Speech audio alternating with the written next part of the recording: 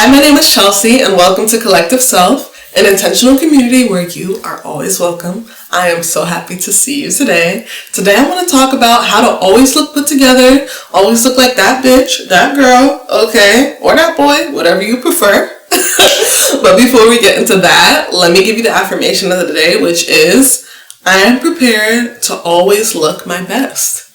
I am prepared to always look my best. And with that, let's get started. So it's very important that how we feel on the inside is reflected on the outside. Not all of the time, but I do really believe that how we look really does impact how we feel. And when we feel good about how we look, it shows from the inside out. We feel more confident. We might be more engaged. We don't have to worry when we're interacting with others about, what they're thinking about us. And if we do, we always have to remember that we have nothing to prove. Whether we look like, crap, but not crap, just not put together one day or not. Remember that putting the energy into looking your best and feeling your best is not about not being enough when you don't do that. It's really about putting the energy and that love and that care into yourself the same way that you would your house, right? They say that when your environment feels good, your brain feels good. It's the same thing with you. Your body is your literal first environment. And you are the person who is responsible for keeping it nice, maintained, and for presenting it in a way that feels the best for you. My first tip is to make sure that you have routines in place that allow you to do the things that you need to do for you to feel like if you ran into somebody that you know in Walmart, you won't feel embarrassed, basically.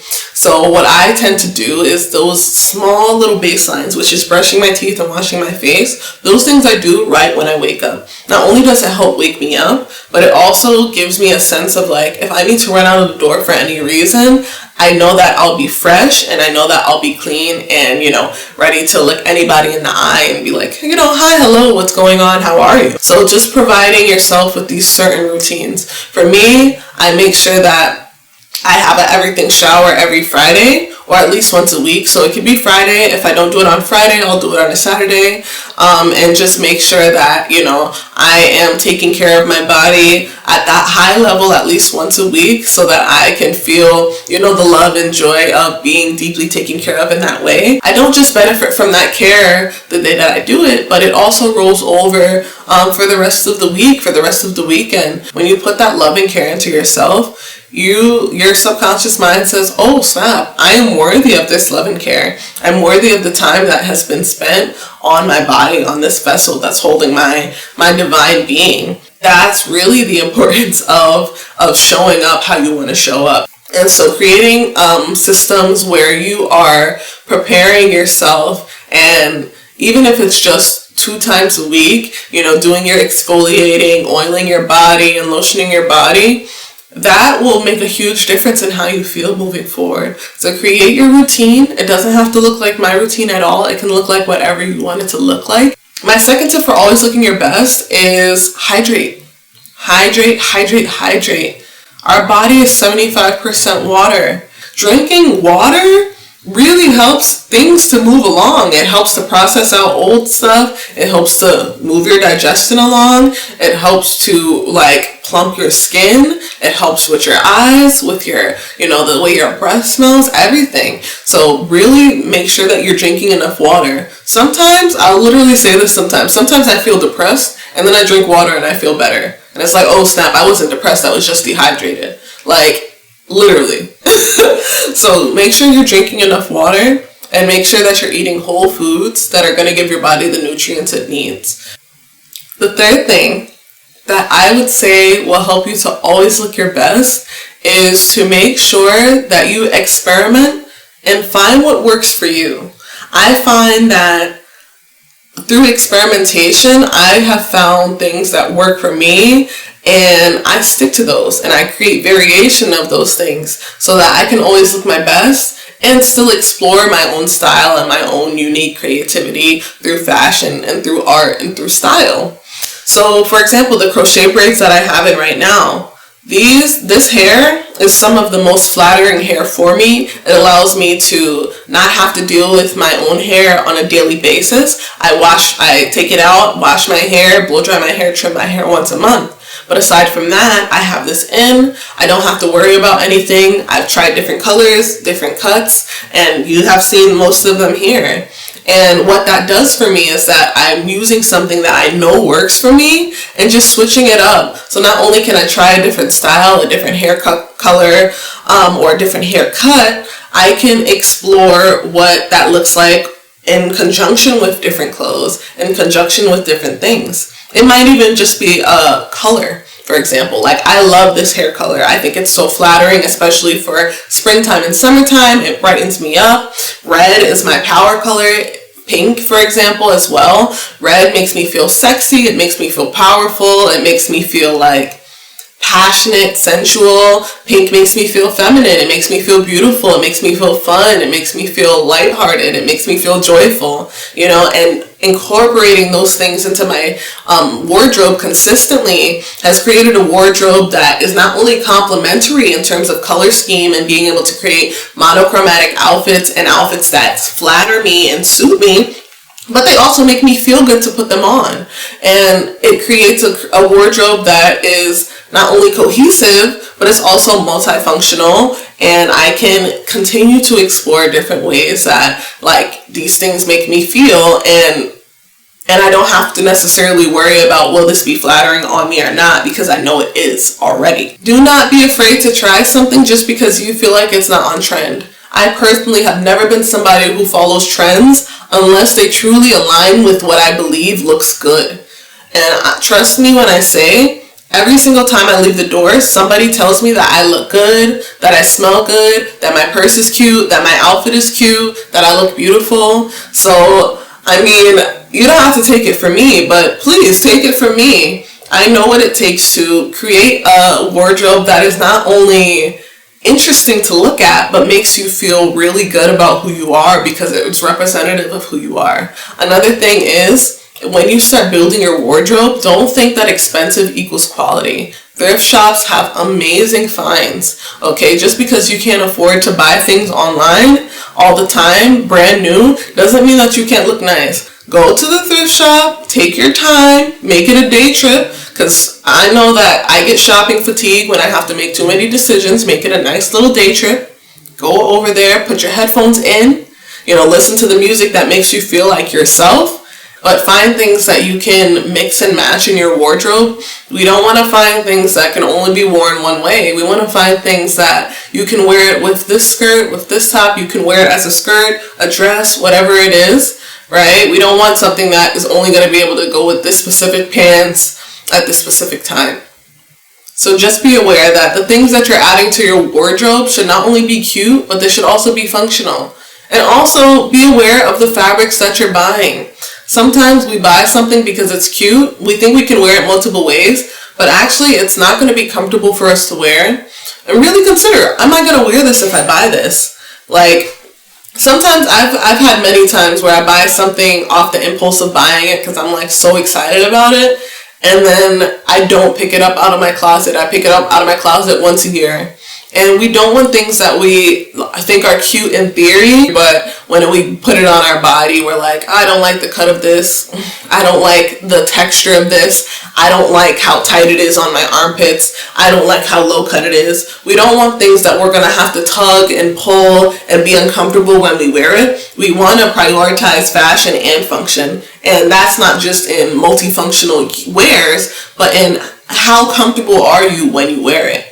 I hate when I buy something and when I wear it, I have to fix it every 10 seconds. Okay, that's why I stopped wearing short skirts. There's nothing more uncomfortable than feeling like your coochie is going to be out because you sat down, right? Your coochie going to be on the subway seat because your skirt is too short. We're not doing that no more. It's 2024.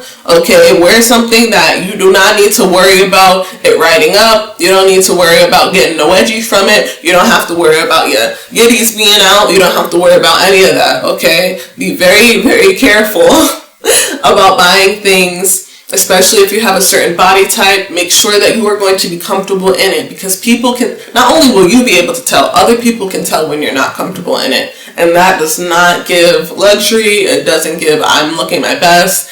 And we want to look our best and we want to feel our best. So buy things that you know are going to be comfortable for you. If it's not comfortable, don't try to force yourself through it. You don't get a cookie for being the most, the most tough person with the most uncomfortable outfit. No, you don't. No, you don't. Okay, I know that maybe when we were younger, it was cute to be, it was like, expected that we were going to wear outfits because they're cute, but they're not comfortable.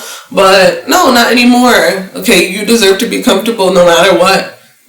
You deserve that. Okay, so wear something that is comfortable. Wear something that fits. If it doesn't fit, don't be afraid to go a size up. Don't be afraid to go a size down. And if it's still not fitting how you want it to fit, this might not be the one for you. But I promise you that you can find something that's equally as cute and valuable and beautiful that fits you right. Okay, you might just have to do a little nice Google image search on that and find something similar. Okay, and one of the final things that I would say to always look your best is to have an emergency preparedness kit in your bag. Since I was a senior in high school, I have always carried an emergency preparedness kit, because I would rather have everything that I need than not have everything I need. So let me tell you what you should have in your kit. This is going to be specifically for women because I'm a woman, but feel free to edit it as much or as little as you need to. So first you need a little pouch, something that you're going to keep your stuff in.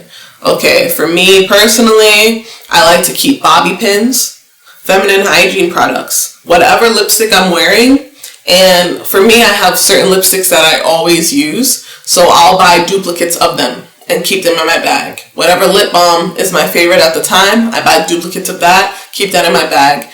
Gum, okay, a mini mouthwash, a mini toothbrush, and a mini toothpaste.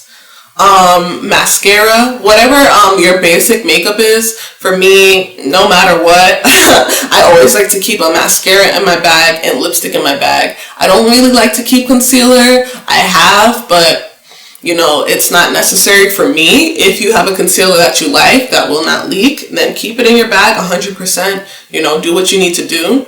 Keep sunscreen, especially in the summertime. I love to keep baby wipes. I love to keep safety pins. I love to keep a mini deodorant. Okay, if I use full body deodorant and I also use stick deodorant. So whichever one I'm feeling more, I'll keep either one of those. But I do like to keep a stick of my full body deodorant. I like to use Lumi. So I don't have them now, but I do want to get like the small tubes. Right now I have the roll stick, right? And I'll just throw one in my bag, throw it in the emergency kit. And the emergency kit is not that big. It's really not. But just keeping those things that in a pinch you'll really need. Not only will keeping these things in your bag help you, but they also help the people around you. I cannot tell you how many times I've had people say, oh my God, does anybody have lotion? Does anybody have perfume? Does anybody have gum? Does anybody have baby wipes? And I was like, yeah, I have all of that. Here you go. I got you. Don't worry about it. And it's those small things, right? People not only see you as prepared, but then, you'll gain favor because you gave them something that they needed.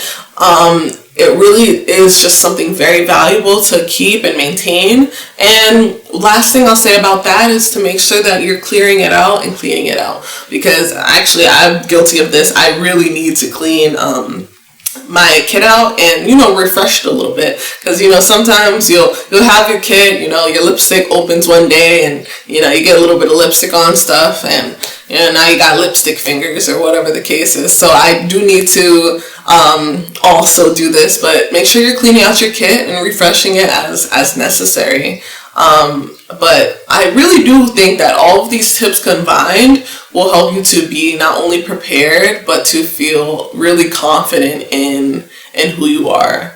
It's really important that we're creating systems that support the functions of our life. And if our function is to be beautiful, we need to make sure we're preparing ourselves to be beautiful. We need to make sure we're taking care of ourselves before, during, and after whatever is happening. So I really do hope you enjoy this. I hope this helped. I really enjoyed making it. I love talking about fashion and style and, feminine things. So I deeply hope this resonated with you. If it did, give this a like, subscribe, and please comment below. I invite you to join our Collective Self, which is our intentional community over on Facebook. I post memes, I post inspiration, I post my small joys, and I invite others to do the same in there. It's a really nice supportive community, so please join. Don't be afraid. I know that it's not a public group, but that's because I really want to be intentional about who we let into the group to make it as safe and supportive of a space as possible. And I really do hope to see you there. And follow me on TikTok at CollectiveSELF. I will see you in the next video. Bye.